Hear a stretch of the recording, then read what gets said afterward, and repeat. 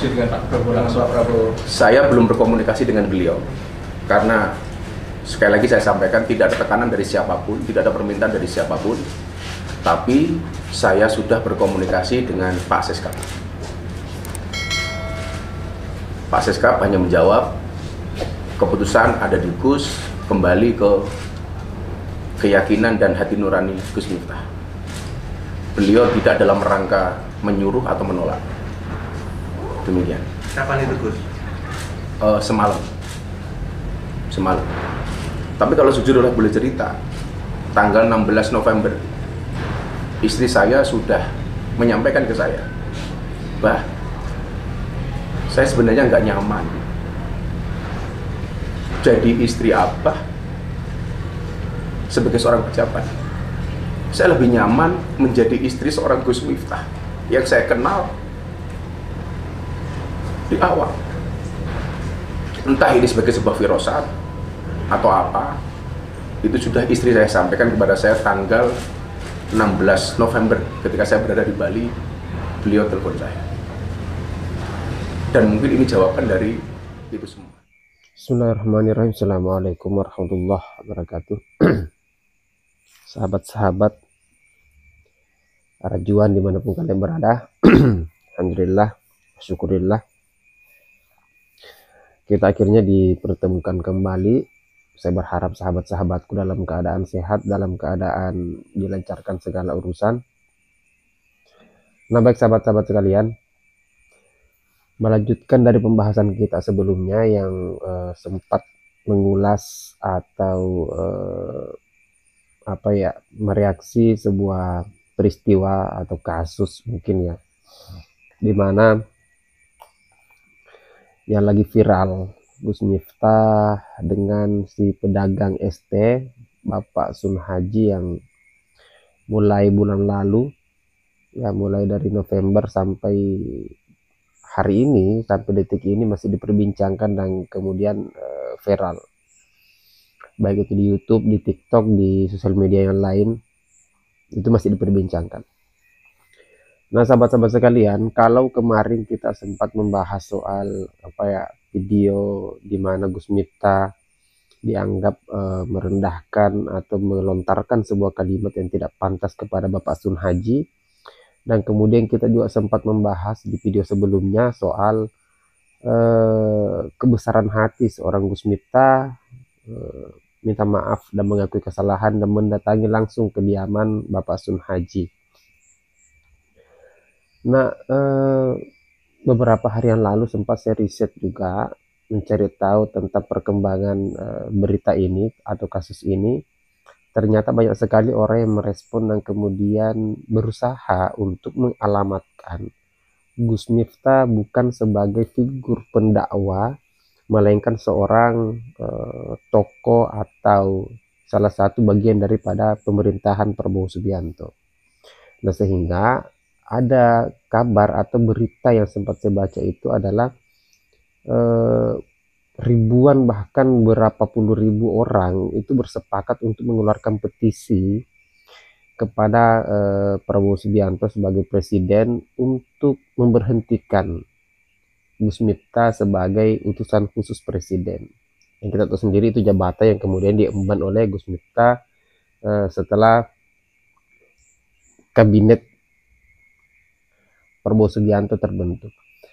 Nah, hari ini kita menyaksikan sendiri, dan mungkin saya pikir sahabat-sahabat juga sudah melihat sendiri cuplikan-cuplikan video yang beredar, baik itu teman-teman yang nongkrongnya di YouTube atau di TikTok mungkin, atau di Facebook, atau di mana saja.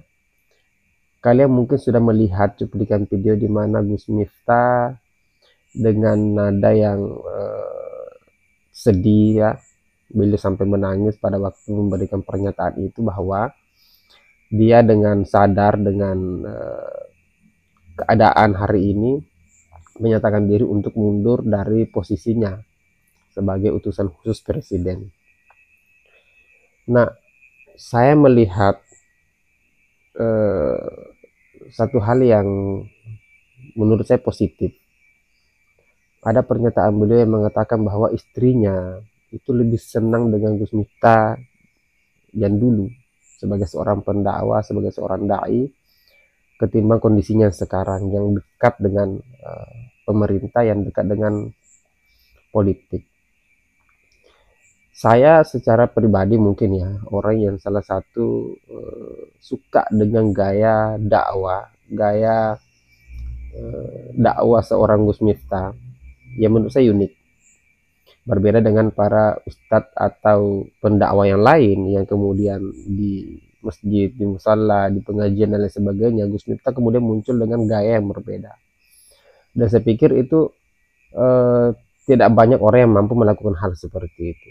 Saya terus terang sepakat Gus Miftah seperti yang dulu, sebagai seorang pendakwah, sebagai seorang penceramah, bukan sebagai orang yang melekat atau dekat dengan sebuah kepentingan. Karena kita tahu sendiri ketika Gus Miftah kemudian ditarik masuk ke dalam pemerintahan, otomatis dia akan bersentuhan langsung dengan kebijakan, dia akan bersentuhan langsung dengan kepentingan-kepentingan yang ada di dalam.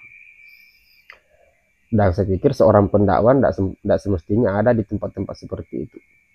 Kenapa? Karena dia dibutuhkan oleh umat, yang kemudian umat ini tidak perlu melihat latar belakang Gus Miftah, apakah dia orang yang dekat dengan Prabowo, atau orang yang dekat dengan Anies, atau orang yang dekat dengan Ganjar, atau siapapun itu ya, dari tokoh-tokoh politik itu. Saya lebih suka Gus Miftah yang kemudian dia tidak melekat dengan siapa-siapa, memberikan ceramah, memberikan dakwanya sesuai dengan ciri khasnya dia sebagai seorang pendakwah yang muncul di tempat-tempat yang tidak semua orang bisa. Ya, dia ke diskotik, dia ketemu dengan pemabuk, dia ketemu dengan, mohon maaf, misalnya perempuan-perempuan yang bekerja malam itu. Nah, kemudian bertemu dengan orang-orang yang mungkin sebagian orang akan menganggap orang-orang berandalan, tapi Gus Miftah berdakwah dengan mereka, bergaul dengan mereka. Nah, saya pikir gaya dakwah seperti ini yang hari ini masih kita butuhkan, di mana orang-orang yang istilahnya secara pergaulan keliru, secara apa namanya bersentuhan dengan dunia malam, mereka enggan bersentuhan dengan orang-orang yang sekelas ustadz atau kiai atau ulama. Nah, justru mereka harus orang-orang yang harus kita datangi. Nah, makanya saya bilang orang-orang seperti Gus Miftah ini tidak banyak. Mungkin ada, tapi tidak tenar. Gus Miftah ini kan salah satu pendakwah yang unik dan kemudian tenar. Banyak sih beberapa pendakwah yang saya suka gaya ceramahnya. Cak Nun, saya suka gayanya seperti itu. Kemudian ada Gus Muafik dan beberapa lah ustadz-ustadz lainnya itu yang memiliki ciri khasnya masing-masing. Nah, saya hanya ingin menyampaikan dalam video ini, teman-teman, stop membuli, stop menyalahkan seseorang terlalu berlebihan, karena teman-teman mungkin tidak berpikir di sisi yang lain. Gus Miftah ini tidak sendiri, dia punya istri, dia punya anak, dia punya keluarga. Yang terpukul dengan bulian kalian itu bukan cuma Gus Miftahnya, yang kena mental dengan bulian kalian itu bukan cuma Gus Miftah, tapi orang-orang yang ada di sekelilingnya juga, istrinya, anaknya, orang tuanya, mertuanya, dan banyak. Sehingga untuk mengalamatkan kebencian, untuk menggiring orang lain membenci Gus Miftah, saya pikir itu harus dihentikan. Bukan berarti kita harus membela pernyataan Gus Miftah beberapa waktu yang lalu, tidak di situ. Saya juga tidak sepakat dengan pernyataan Gus Miftah beberapa waktu yang lalu itu. Tapi dengan kondisi yang kita lihat hari ini ya, saya pikir kita sudah harus memaafkan, kita sudah harus mengintrospeksi diri, kita jadikan peristiwa itu sebagai sebuah pelajaran dan tidak perlu dibesar-besarkan. Untuk Gus Miftah, apapun kondisimu hari ini, saya masih berharap Anda sebagai seorang pendakwah dan tetap muncul di depan umat, walaupun bukan sebagai utusan presiden. Saya pikir itu tidak jadi masalah. Tidak jadi utusan presiden pun tidak jadi masalah. Anda masih diterima di tengah umat, Anda masih dibutuhkan di tengah umat, dan masih banyak orang yang menunggu dakwah dari seorang Gus Miftah, masih banyak orang yang menunggu ceramah dari seorang Gus Miftah yang unik itu, yang apa namanya sejuk itu. Semoga peristiwa di bulan November yang lalu bisa dijadikan sebuah pelajaran dan kemudian kedepannya jauh lebih baik lagi. Mungkin itu saja sahabat-sahabat sekalian, saya hanya ingin menanggapi soal kejadian yang muncul. Ya, saya baca beritanya itu beberapa jam yang lalu terkait pernyataan mundurnya seorang Gus Miftah, dan entahlah apa tanggapan dari Presiden terkait pernyataan Gus Miftah ini. Apakah ini diiyakan atau seperti apa, nanti kita tunggu kabarnya. Mungkin itu saya sahabat-sahabat sekalian, silahkan berkomentar bagaimana pandangan kalian soal kejadian seorang Gus Miftah ini dan mundurnya beliau dari seorang utusan presiden. Silahkan tinggalkan jejak di kolom komentar. Mungkin itu saja sahabat-sahabat sekalian, kita ketemu di video selanjutnya. Akhir kata, wallahul muwaffiq ila aqwamit thoriq. Assalamualaikum warahmatullahi wabarakatuh.